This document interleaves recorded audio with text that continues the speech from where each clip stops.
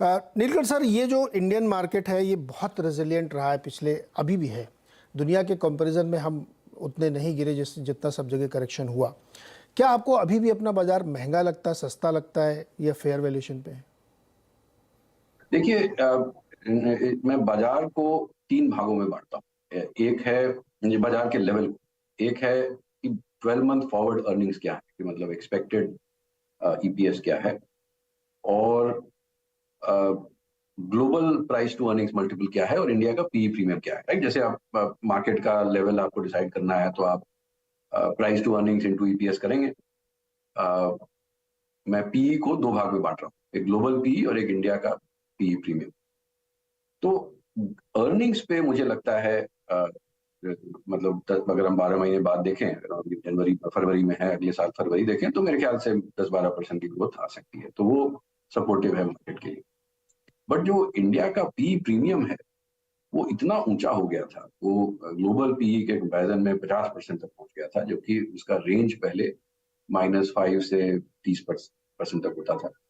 तो अभी क्योंकि चीन की मार्केट में अच्छा उछाल आया है, ग्लोबल मार्केट्स काफी रिबाउंड कर चुके हैं, तो और हमारी मार्केट रेंज बाउंड है, तो वो प्रीमियम काफी जोर से गिर रहा है, बट अभी भी एलिवेटेड है। तो मुझे लगता है कि उस पर बेट करना कि वो और एक्सपैंड करेगा, वो गलत होगा।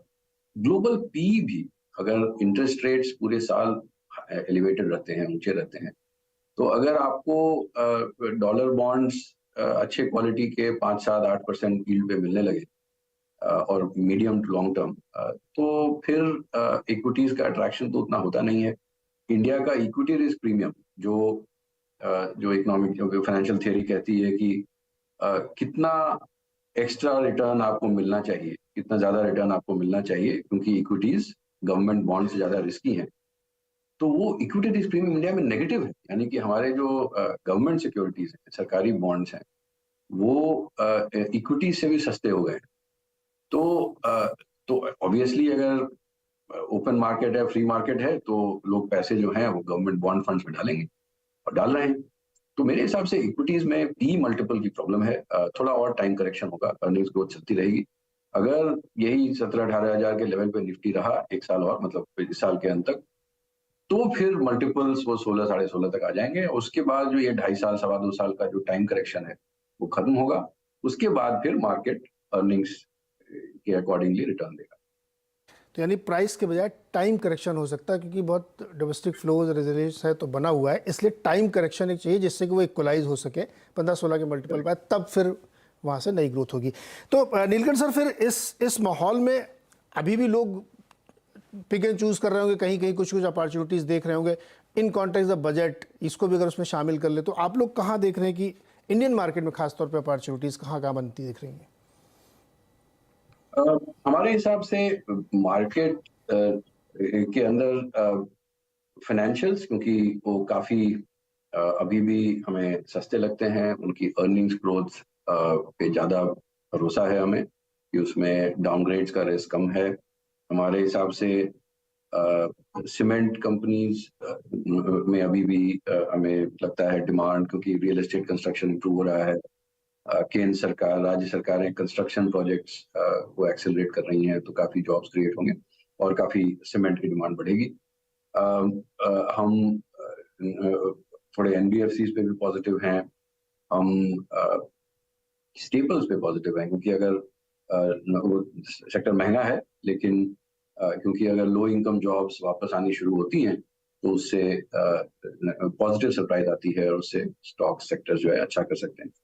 हम अंडरवेट हैं इंडियन आईटी पे, हम अंडरवेट हैं इंडस्ट्रियल गुड्स पे, क्योंकि हमें लगता है कि जो global over supply of goods है, इससे भारत के मैन्युफैक्चरर्स पे भी असर पड़ेगा कि उनके कैपिटल गुड्स की और केपेक्स इंटेंसिटी की वो आगे कितना अपनी कैपेसिटी बढ़ाना चाहते हैं, क्योंकि अगर ग्लोबल इतनी ओवर सप्लाई है तो उसका असर भारत पे भी पड़ेगा।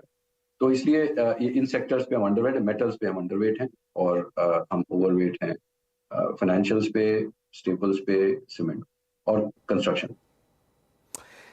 आईटी पे आप सर अंडरवेट हैं, और अब तो यूएस वाले बड़े खुश हो रहे हैं कि रेट की जो रफ्तार है वो कम हो रही है, तो ग्रोथ स्टॉक में फिर से रौनक लौट। ये अब आजकल सर बड़े छोटे छोटे साइकिल हो गए तेजी मंदी वाले ना। अब अब बातें कटकी शुरू हो गई हैं, मतलब अभी फेड की बैठक से पहले ही ये चर्चा होने लगी थी कि अब तो हो सकता है मई के पास से वो कटौती शुरू करें, टेपरिंग शुरू कर दें।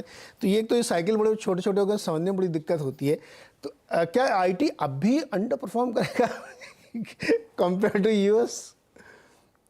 देखिए, मार्केट्स आपका पहला ऑब्जर्वेशन बहुत सही है, क्योंकि मार्केट जो है ना वो बहुत जल्दी रिएक्ट करते हैं। इकोनॉमी उतनी जल्दी रिएक्ट नहीं करती। जैसे आपने रेट बढ़ा दिए, उसका असर आने में 6 से 9 महीने, 12 महीने, कम से कम 18 महीने भी लगते हैं। तो उसका असर तो अभी दिखा नहीं है। बट मार्केट में क्या है, किसी ने एक्सेल शीट में नंबर बदल दिया, उन्होंने कहा कि अरे भाई देखो, अभी ये साल के अंत तक ये रेट काटना शुरू करेंगे, तो चलो अभी से खरीद के बैठ जाते। बट आप यहाँ हैं, आपको यहाँ पहुंचना है। बीच में जो वैली है, जो ग्रोथ डाउनग्रेड की वैली है, उससे कौन बच के बाहर निकलेगा आपको पता तो है। तो इसलिए मार्केट्स थोड़ा ज्यादा वॉलेटाइल रहते हैं। इकोनॉमी का ये अपनी ट्रेजेक्ट्री होती है, तो मेरे हिसाब से ये हमें ध्यान में रखना होगा, क्योंकि बहुत ज्यादा एक्साइटेड होके फिर वो प्रॉब्लम्स हो जाती है। सॉरी, मैं इसी कारण आपका जो सवाल था वो मैं भूल गया कि आईटी, क्या इंडियन आईटी अभी भी अंडर परफॉर्म करेगा? अच्छा, ये जो एक्सेल का सर, ये लोग मार्केट इज ए फन है ना, एक्सेल पे नंबर डाला और मतलब जितनी देर में इकोनॉमी में रिएक्शन होगा उतनी देर में 2-3 बार ऊपर नीचे कर देते हैं लोग। एग्जैक्टली। तो इसका ये हमें ध्यान में रखना होगा कि बहुत सारे लोग हैं जो होता है ना, वो ट्रिगर हैप्पी कि बस अब हो गया जी, अब खरीद लो। बट ऐसे होता नहीं। और जो 10-20 साल के लो इंटरेस्ट रेट एनवायरनमेंट का जो के कारण जो डेट्रिटस, जो जो जो कचरा जमा हुआ है इकोनॉमीज में ग्लोबली, वो अगर सस्टेन्ड हाई इंटरेस्ट रेट कारण क्लियर होना शुरू हुआ, तो मेरे ख्याल से काफी वॉलेटिलिटी आ सकती है। इंडियन आईटी में हमें डर इस बात का है कि सेक्टर अभी भी अपने प्रायर ट्रेंड से थोड़ा महंगा लगता है। मुझे लगता है कि जो अर्निंग्स कट्स हैं, उनकी जो सेल्स ग्रोथ लोगों ने एज्यूम की हुई है कि वो 7-8 नहीं तो 5% तो हो ही जाएगा। हम भी इच्छा करते हैं कि वो अच्छा ही हो, बट पॉइंट इज, अगर ग्लोबली और पर्टिकुलरली यूएस में टेक इंडस्ट्री में इतने कट्स आ रहे हैं, इसकी वजह ये है कि लोग जिन्होंने सोचा था कि 1-2 साल पहले की दुनिया पूरी बदल जाएगी, कोविड के कारण सब लोग वर्क फ्रॉम होम करेंगे, सब लोग ऐप्स पे परचेज करेंगे, वो ई कॉमर्स का शेयर वापस यूएस का वो प्री कोविड के नीचे आ गया, मतलब प्री कोविड लेवल पे पहुंच चुका है। तो the pace at which technology adoption होना था, शायद ओवर इन्वेस्टमेंट हो गई है। बहुत सारी टेक कंपनीज ने 2.5 गुना 3 गुना हायरिंग कर ली थी। तो इससे क्या होता है कि फिर और जो जैसे आज एक कंपनी का कोई बड़ा क्लाइंट बैंकरप्ट हो गया, उस तरह के रिस्क अभी आने बाकी हैं। तो मुझे लगता है कि मार्च अप्रैल तक, जब ये कुछ कंपनीज फुल ईयर का जो टारगेट देती हैं, उसके पहले उनको इस साल का जो आईटी बजट है उनके क्लाइंट्स का, वो थोड़ा क्लियर हो जाएगा। मेरे ख्याल से मार्च अप्रैल तक तो कम से कम, जब वो आके कन्फेशंस चालू होंगे कि हाँ, लगता है कि आईटी बजट्स में काफी कट्स हो रहे हैं, और तो वो अनसर्टेनिटी है। दूसरा ये कि अगर उनके क्लाइंट्स को प्रॉब्लम्स होनी शुरू होती हैं, तो वो कंपनीज पे फिर एक क्लाउड, मतलब एक कुछ खतरा मंडराने लगेगा, और मार्केट्स ये सब पसंद नहीं करते। तो मुझे लगता है कुछ समय और है। ये बहुत हाई क्वालिटी कंपनीज हैं, बहुत अच्छे बैलेंस शीट्स हैं, बहुत अच्छी मैनेजमेंट्स हैं, वो माइनॉरिटी शेयर होल्डर्स को बहुत अच्छे से ट्रीट करते हैं, वेल गवर्न कंपनीज। बट मुझे लगता है इनको खरीदने के पहले थोड़ा और समय लगेगा। समय बहुत बलवान होता है, इसलिए समय को थोड़ा इंतजार करना चाहिए।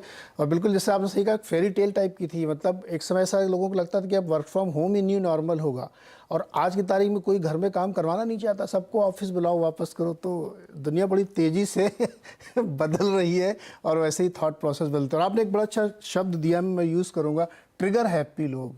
ट्रिगर आया नहीं कि खुश, मूड बदल गया, मौसम बदल गया, लेकिन हकीकत नहीं बदलती, मौसम बदलता है सिर्फ। नीलकंठ सर, बहुत बहुत शुक्रिया हमारे साथ जुड़ने के लिए, और अच्छी तरीके से दर्शकों को बजट और मार्केट को एक्सप्लेन करने के लिए बहुत बहुत शुक्रिया सर। Thank you.